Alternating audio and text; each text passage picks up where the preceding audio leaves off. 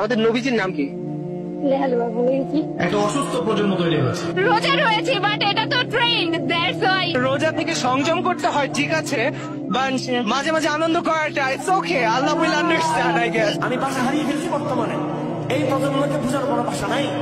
কেউ বিশ্বাস করতে চায় না সে মুরতাদ হয়ে গেছে, কেউ বিশ্বাস করতে চায় না সে মুনাফিক হয়ে গেছে। টোটালি একটা নাস্তিক প্রজন্ম তৈরি হয়েছে। এবং চিঠি দেখার আগে মায়া দেখছি, ওর চিঠি দেখার আগে দেখছি ওর পাশে মায়া পড়ছে কিনা, ও আগে এটা খেয়াল করছে। পাপকে তারা খুব একটা পাপ মনে করে না। ছেলে মেয়ের অবাধ মেলামেশা ওদের কাছে কোনো পাপ মনে হয় না, এটা স্বাভাবিক মনে হয়। যারা কমপ্লিট জাহান্নামী, বিনা হিসেবে জাহান্নামী যারা, এরা আমাদের মুসলমান ছেলেদের আইকন। মেসি কি জান্নাতি? জান্নাতে যাবে?